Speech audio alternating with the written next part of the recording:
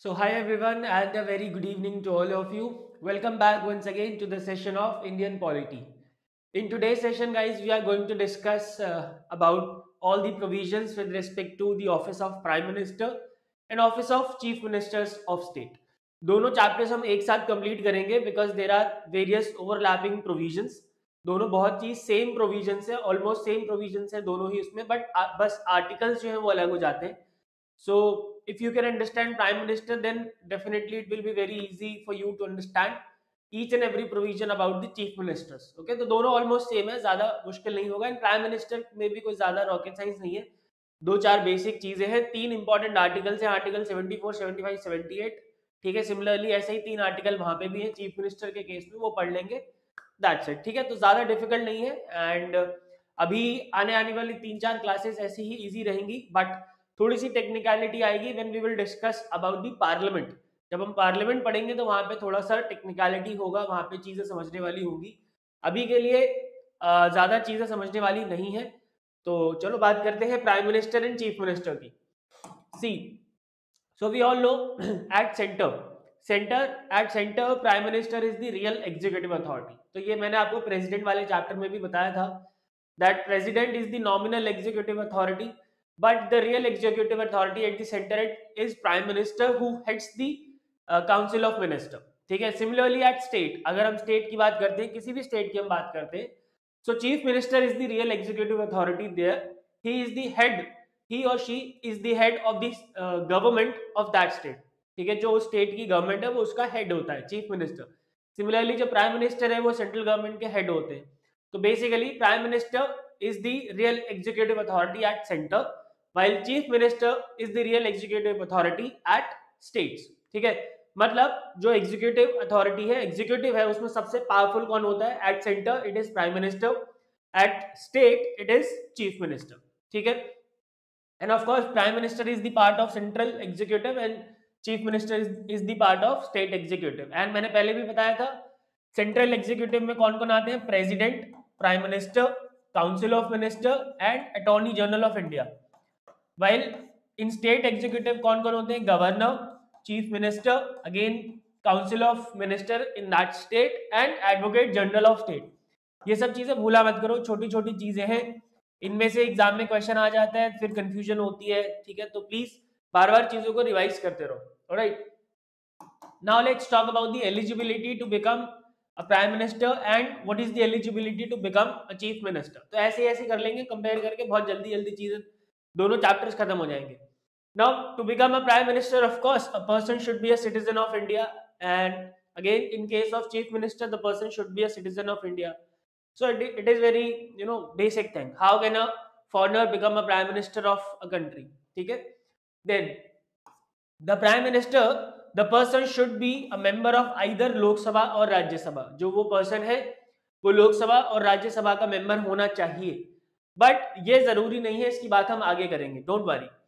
And in case of chief minister, of course, a person should be a member of either state legislative assembly or state legislative council. तो या तो वो legislative council के member भी हो सकते हैं या फिर legislative assembly के भी हो सकते हैं. जहां जहां पे भी legislative council है, 6 states में मैंने बताया था, तो वहां पे legislative council या फिर legislative assembly कहीं से भी chief minister हो सकते हैं. So a person can be appointed as a chief minister if he is a member of either state legislative assembly or state legislative council. So please do not get confused.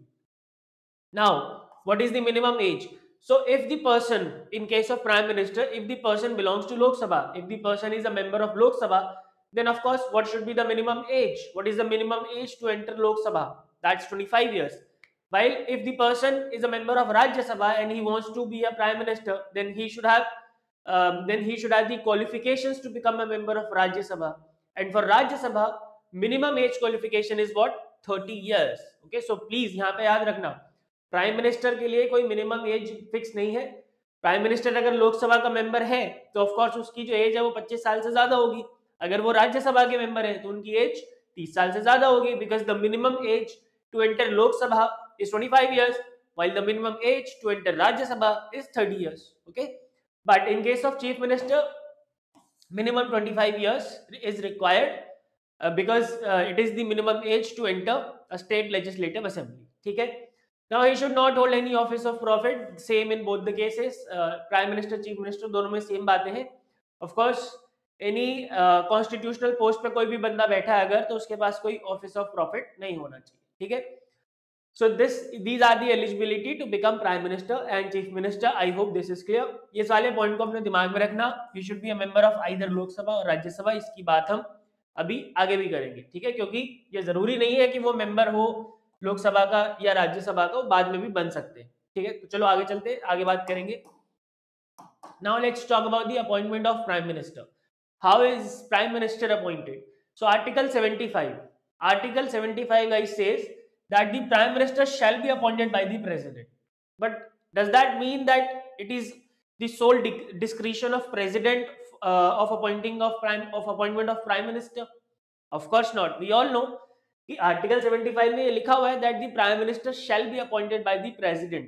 But यहाँ पे shall be appointed by the President का मतलब सिर्फ और सिर्फ इतना है that the President must appoint the leader of majority party in the Lok Sabha as the Prime Minister. जो भी लोकसभा में मेजॉरिटी पार्टी के लीडर होंगे, जो भी लोकसभा में मेजॉरिटी पार्टी होगी, उसके जो भी लीडर होंगे, that person can only be appointed as the Prime Minister by the President of India. This is not the sole discretion of President to appoint any person as Prime Minister. ठीक है, The Prime Minister shall be appointed by the President, but इसका मतलब ये बिल्कुल नहीं है कि president किसी को भी प्राइम मिनिस्टर बना देंगे. The President must appoint only that person as the Prime Minister who is the leader of majority party in the Lok Sabha. ठीक है. Now, अब एक चीज और होती है, हमारे जो भारत का इतिहास है उसमें कई बार होता आया है कि किसी भी पार्टी के पास अगर मेजॉरिटी नहीं है, but when no party has a clear majority, then in that case what will happen? अगर किसी पार्टी के पास भी मेजॉरिटी नहीं है, see in Lok Sabha you need out of 543 you need 272 votes, 272 seats to have majority. But let's say there is no party in the Lok Sabha जिसको ये majority मिली हो. ठीक है, let's say there is no party in the Lok Sabha जिसको ये majority मिली हो, then in that case what will happen? क्या होगा? So in that case it is the discretion of president. It is the discretion of president to select a person as a prime minister and appoint him as a prime minister. But again, is it a sole discretion of the president? क्या वो ऐसे कर सकते हैं? No. अब यहाँ पे इसका मतलब ये नहीं है कि प्रेसिडेंट अगर मेजॉरिटी नहीं है तो प्रेसिडेंट किसी को भी बाहर से बुला के प्राइम मिनिस्टर बना देंगे, ऐसा नहीं है. In this case, when no party has a clear majority, what happens is that president appoints that person as the prime minister who is from the largest party, who is either from the largest party or the largest coalition party. ठीक है, कोalition या फिर largest party का अगर person है और उस party का लीडर है तो उसको प्राइम मिनिस्टर बना दिया जाता है. And then president ask him और her to seek the vote of confidence in Lok Sabha within 1 month. एक महीने के अंदर उनको जो वोट ऑफ कॉन्फिडेंस है वो लेना होता है. ठीक है, so when no party has a clear majority, it is the discretion of president that he और she can select and appoint any person as a prime minister who belongs to either a largest party. ठीक है, of course any person का मतलब यहाँ पे क्या है? Any person का मतलब है leader of that largest party और लीडर ऑफ कोalition. ठीक है, जो भी कोalition हुआ है 4-5 पार्टीज का या 10 पार्टीज का, उनको जो भी लीडर होगा उसको प्राइम मिनिस्टर बनाया जाएगा. And that person will seek vote of confidence in Lok Sabha within 1 month. एक महीने के अंदर उनको लोकसभा में वोट ऑफ कॉन्फिडेंस लेना होगा. ऐसा सबसे पहली बार हुआ था when Neelam Sanjiva Reddy was the prime minister of country, president of the country in 1979. He appointed leader of कोalition मिस्टर चरण सिंह. चौधरी चरण सिंह का नाम आपने सुना होगा. चौधरी चरण सिंह को इन्होंने प्राइम मिनिस्टर बनाया था in the year 1979 and asked him to seek vote of confidence. So by this way, for the very first time, Chaudhary Charan Singh was made prime minister by Neelam Sanjeeva Reddy because he was then the leader of the largest coalition party. ठीक है, and it happened when Janata party की government चल रही थी इस time. तो जनता party government headed by Morarji Desai prime minister थे उस टाइम. तो जनता पार्टी की सरकार गिर गई थी. उसके बाद नीलम संजीवा रेड्डी अपॉइंटेड चौधरी चरण Singh, who was the leader of largest coalition party at that time in 1979, and he appointed Chaudhary Charan Singh as the prime minister and asked him to seek vote of confidence within 1 month. But उनको मिल गया था, but of course बाद में 81 में दोबारा से elections हुए थे, you all know this. Now ये हो गया. अब इसके बाद एक चीज और याद रखना. yes, चलो आगे चलते. Now a big question: can a person who is not a member of either house become president, become prime minister? क्या कोई ऐसा पर्सन जो कि दोनों में से किसी हाउस का मेंबर नहीं है, तो क्या उनको प्राइम मिनिस्टर बनाया जा सकता है? यस, बनाया जा सकता है. और ये जो सवाल था, ये जो क्वेश्चन है, ये सबसे पहले खड़ा हुआ था in the year 1996. In the year 1996 when mister president doctor Shankar Dayal Sharma was the president that time, and he appointed Mr. Deve Gowda. You must have heard his name, Deve Gowda. Hardanhalli Dodda Gowda, Deve Gowda was his full name. Deve Gowda was appointed as prime minister by Dr. Shankar Dayal Sharma, who was the then president of India. Okay? And Deve Gowda was not the member of either house of the parliament that time. So ये सवाल खड़ा हुआ in the front Supreme Court के सामने in a case which is known as SP Anand versus Deve Gowda. ठीक है, SP Anand versus Deve Gowda ये case हुआ 1996 में, when Deve Gowda was appointed as prime minister by Dr. Shankar Dayal Sharma, who was the president, and Deve Gowda was neither a member of Lok Sabha nor Rajya Sabha. ठीक है, तो ये सवाल खड़ा हुआ, यही सेम जो यहाँ पे लिखा हुआ है, can a person who is not a member of either house of parliament become prime minister? So in that case Supreme Court opined कि yes, बन सकते हैं, but within 6 months that person has to become a member of either of the houses of parliament.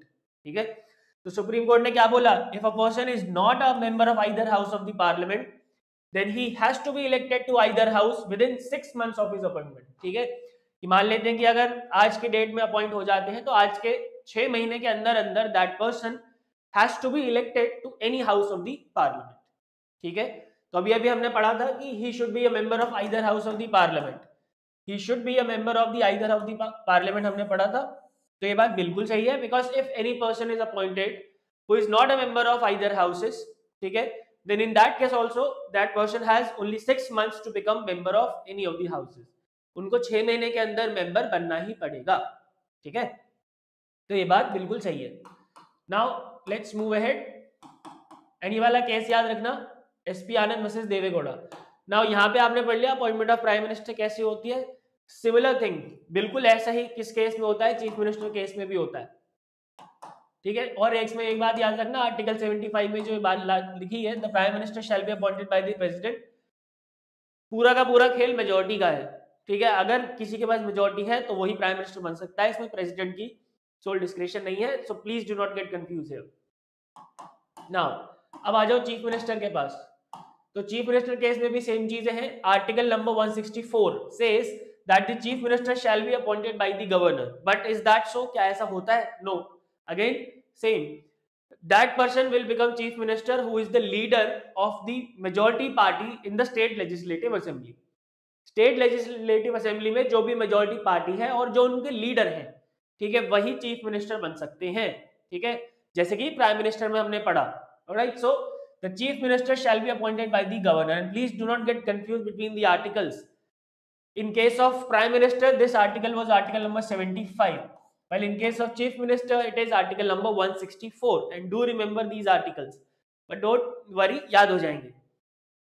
However, the governor can only appoint the majority leader in the state legislature as the CM. ठीक है, जैसा कि हमने prime minister में पढ़ा था, when no party has a clear majority, then what will happen? Then the governor will exercise his or her discretion, and in that case, the governor will appoint such person as the chief minister who is the leader of largest party or the coalition party. ठीक है, so in such case he usually appoints the leader of largest party or coalition in the assembly as CM. And can a person from legislative council become a chief minister? Yes, अभी हमने थोड़ी देर पहले पढ़ा था eligibility में. ठीक है, तो ऐसा होता है कभी कभी कि अगर मान लो जैसे अभी हुआ वेस्ट बंगाल में, ममता बनर्जी अपने सीट से इलेक्शन हार गए, तो अगर वहां पे लेजिस्लेटिव काउंसिल होती तो क्या होता? तो ये हो सकता था इन दैट केस कि वहां पे अगर लेजिस्लेटिव काउंसिल में कोई सीट खाली है तो ममता बनर्जी को वहां की सीट देके और फिर वहां से वो चीफ मिनिस्टर बन जाती. बट ऑफ कोर्स वो री इलेक्शंस जो बाई इलेक्शंस हुए थे वो उनमें जीत गई हैं. The constitution does not require that a person has to be a member of state legislature to become a CM. Again, अभी अभी वेस्ट बंगाल में हुआ है. वेस्ट बंगाल में ममता बनर्जी चीफ मिनिस्टर थी, but she was given 6 months to be elected in either houses. या तो legislative council में चली जाए या फिर अगर state legislative assembly में आ जाए. ठीक है. So a person can be appointed as chief minister and can later become member of assembly within 6 months. Now I have a question for you. क्या वेस्ट बंगाल के पास लेजिस्लेटिव काउंसिल है? And you have to tell me the name of those 6 states जिनके पास legislative council है. मैंने पिछली ही class में बताया था. ठीक है. So write down the name of those states which have legislative council.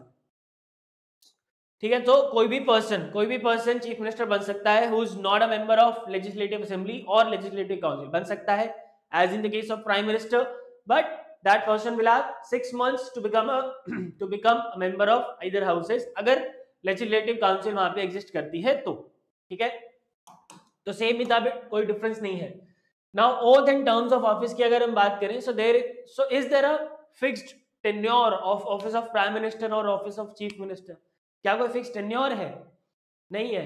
Fix tenure Lok Sabha का होता है 5 साल का, बट क्या वो भी फिक्स है? वो भी तभी तक फिक्स है जब तक कि आपके पास मेजोरिटी है. ठीक है. 5 साल मैक्सिमम हो सकता है, बट मिनिमम एक दिन में भी सरकार गिर सकती है. ठीक है. So oath to the office of prime minister is administered by president, while in case of chief minister it is the governor who administers oath to the office of chief minister. Term of course till majority in lok sabha. जब तक आपके पास majority है तब तक आप prime minister बने रहोगे, और जब तक आपके पास मेजोरिटी है लेजिस्लेटिव असेंबली में तब तक आप चीफ मिनिस्टर बने रहोगे. जैसी मेजोरिटी खत्म, you are no one, you are a common man. ठीक है. And if the PM loses the confidence, अगर ऐसा भी होता है 2019 में इलेक्शन से पहले ही आपने देखा होगा कि बीजेपी के खिलाफ प्राइम मिनिस्टर के खिलाफ नो कॉन्फिडेंस मोशन मूव हुआ था, बट ऑफ कोर्स वो नो कॉन्फिडेंस मोशन बीजेपी जीत गई थी. तो नो कॉन्फिडेंस मोशन बेसिकली ये होता है कि जो अपोजिशन पार्टी है वो ये बताती है कि भाई देखो हमें इस सरकार में कॉन्फिडेंस नहीं रहा, ये सरकार लोगों के लार्जर इंटरेस्ट में काम नहीं कर रही है. This government is not working for the larger interest of the people. The people of this government are working in unconstitutional manner. So in various cases the opposition can move the no confidence motion in parliament. तो no confidence motion की detail में हम पढ़ेंगे when we will discuss the parliament. So prime minister no confidence motion से भी अपनी seat से हट सकते हैं. So in that case he must resign to the president और the president will remove him. And in similarly in case of chief minister it happens कि अगर chief minister loses confidence of assembly, so in that case the chief minister give resignation to the governor or governor itself can dismiss him. ठीक है. Now there are 3 prime ministers till now who lost confidence in Lok Sabha. For the very first time it was VP Singh in the year 1990. For the very first time VP Singh in the year 1990. Then Deve Gowda in the year 1997. ठीक है. जब उनको prime minister बनाया था उनको confidence नहीं मिला था. And in the year 1999 Atal Bihari Vajpayee, and he lost only by 1 vote. ठीक है. इनको लास्ट में एक पार्टी ने धोखा दे दिया था. इनकी बहुत ये वाली जो 1999 वाला जो नो कॉन्फिडेंस मोशन था इसकी काफी इंटरेस्टिंग स्टोरी है. So these are the 3 prime minister who lost confidence in Lok Sabha. Number 1 VP Singh in the year 1990 for the first time, Deve Gowda 1997, Atal Bihari Vajpayee 1999. 3 ही अभी तक. ठीक है जी. तो this was about oath and terms. Now let's talk about the powers and functions of prime minister. Exact जो words यहाँ पे लिखे हुए हैं वही powers and function of chief minister में भी चले जाते हैं. बस ये आर्टिकल बदल जाएगा. जहां पे पीएम लिखा है वहां सीएम हो जाएगा और जहां प्रेसिडेंट लिखा है वहां गवर्नर हो जाएगा. That's it. ठीक है. So what is article number 74? So president जब हम पढ़ रहे थे तो मैंने उसमें भी 36 बार आप लोगों को काउंसिल ऑफ मिनिस्टर का नाम लिया था कि नहीं लिया था. So that council of minister is constituted under the provisions of this article number 74. ठीक है. So article number 74 says that there shall be a council of ministers with prime minister as the head to aid and advise the president who shall act in accordance with the advice given by the council of minister. मतलब ये क्या हुआ, ये तो बहुत अजीब अजीब सी बात है, कोई अजीब सी बात नहीं है, बहुत सिंपल बात है।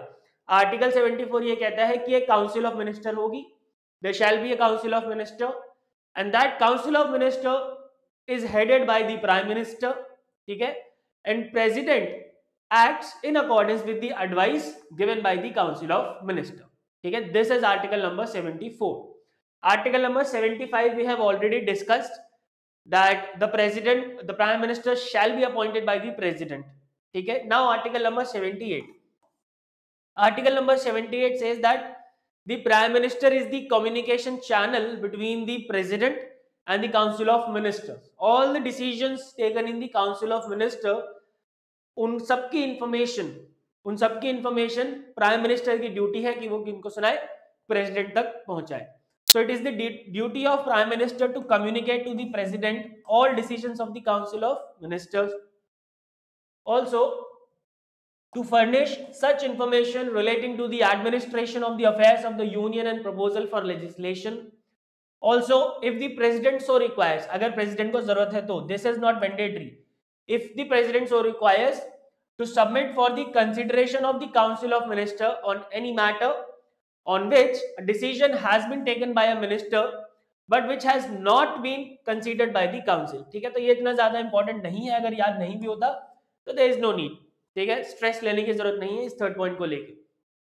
And also he advises the president on the term on the appointment of chairperson of UPSC, on the appointment of CAG, on the appointment of finance commission, on the appointment of chief election commissioners, etc etc। all the constitutional posts के लिए वो क्या करते हैं, उनको recommend करते हैं कि भाई इसको आप बना दो, ठीक है। now in relation to the council of ministers, what are the powers and functions of prime minister? So as we all know, the prime minister is the head of the council of minister, and in case of resignation of MP PM, अगर prime minister का resignation हो जाता है या prime minister की death हो जाती है, the council of minister dissolves automatically. Of course if the head is dead, if the head resign, तो जो काम, वो जो ऑर्गेनाइजेशन है वो क्या कर लेगी, वो तो रही नहीं, ठीक है। एक वो होता है ना आर्मी में, जब राजा ही मर जाता है तो फिर उसके बाद वो आर्मी खत्म, तो similar is the case of council of minister. The ministers are appointed by the president only on the recommendation of prime ministers, ठीक है। प्राइम मिनिस्टर, भाई प्राइम मिनिस्टर के रिकमेंडेशन भी तो मिनिस्टर बनते हैं, ऐसा थोड़ी है कि प्रेसिडेंट की मर्जी है, वो किसी को भी खड़ा करके वोट दिला देगा कि भाई ठीक है तुम हो गए मिनिस्ट्री ऑफ हाउसिंग, तुम हो गए मिनिस्ट्री ऑफ होम वाले, तुम हो गए मिनिस्ट्री ऑफ डिफेंस वाले। This is not the case ना। All the ministers are appointed by the president on the recommendation of prime minister, and the PM can reshuffle portfolios of the minister and can also ask a minister to resign. That it happened recently, अभी अभी हमारा portfolio reshuffle हुआ है, ठीक है जी। Now यहाँ पे death से मुझे एक बात है, यहाँ पे एक बात वापस चलते हैं, ठीक है, जो हम अपॉइंटमेंट की बात कर रहे थे। सी अभी हमने पढ़ा दैट अगर कोई पर्सन किसी भी पार्टी का मेंबर नहीं है, किसी भी हाउस का मेंबर नहीं है, तो इन दैट केस 6 महीने लगते हैं। Now there is also a case, what will happen if a prime minister dies, अगर कोई प्राइम मिनिस्टर मर जाता है कुर्सी पे ही, जब वो ड्यूरिंग हिज और हर टेन्योर अगर वो मर जाते हैं तो क्या होगा। Like for example Indira Gandhi का असैसिनेशन हुआ था, हम सब जानते हैं। इंदिरा गांधी का असैसिनेशन जब हुआ था तो उसके बाद क्या हुआ था, प्रेसिडेंट थे उस समय ज्ञानी जैल सिंह, ठीक है, ज्ञानी gel Singh was the president that time. तो इन्होंने क्या करा था, राजीव गांधी को बिना किसी से पूछे, बिना किसी से जाने क्या करा था, प्राइम मिनिस्टर बना दिया था, ठीक है। तो इसके रिगार्डिंग कोई अभी कोई स्ट्रिक्ट प्रोविजन नहीं है कि मरने के बाद क्या होगा। मरने के बाद जनरली होगा यही कि जो पार्टी होगी मेजॉरिटी पार्टी, ठीक है, वो अपना अगेन एक लीडर डिसाइड करेंगी, ठीक है, और उनको फिर प्राइम मिनिस्टर बनाया जाएगा। बट हेयर यहाँ पे ऐसा हुआ था कि इंदिरा गांधी की को क्या जब असैसिनेशन हुआ था तो ज्ञानी जैल सिंह ने राजीव गांधी को प्राइम मिनिस्टर बना दिया, but in this case Rajiv Gandhi ने वोट ऑफ जो कॉन्फिडेंस था वो जीत लिया था, he won the vote of confidence that time. But generally जो अगर होना चाहिए, अगर हम बात करें कि क्या हो, जो आइडियल सिचुएशन क्या है, so ideal situation is this, if a person dies when he or she is a prime minister, then that party from which he belongs or she belongs, that party will decide a new person as their leader, and that leader will be appointed as the prime minister. ठीक है, अब आगे आगे चलते हैं. Powers in relation to council of minister. Now you must know this, that prime minister is the chairperson of Niti Aayog. He is also the chairperson of National Development Council. He is the chairperson of National Integration Council, Interstate Council, and National Water Resources Council. Very very important. So many times these things have been asked in the exam. ठीक है. He plays a significant role in shaping the foreign policy of the country. ऐसा जैसे कि आप लोग आजकल देख रहे हैं कि हमारे prime minister is taking a lot of efforts in shaping the right diplomacy for the country. He is the chief spokesperson of the union government, and of course he is the political head of the services. इसमें ये वाला point बहुत ज्यादा important है, इसको याद रखना. ठीक है, आगे चलते हैं. Powers and functions of chief minister exactly the same जैसे कि हमने प्राइम मिनिस्टर में पढ़ा था. प्राइम मिनिस्टर में पढ़ा था हमने आर्टिकल 74 में, that there shall be a council of minister with prime minister as its head. यहाँ हम आर्टिकल 163 में पढ़ते हैं that there shall be a council of minister with chief minister as its head and governor shall act in accordance with the advice given by the council of minister. ठीक है, तो this is article number 163 and please do not get confuse. 164 हम पढ़ चुके हैं that the chief minister shall be appointed by the governor. ठीक है, article 167 वही है. It is the duty of chief minister to communicate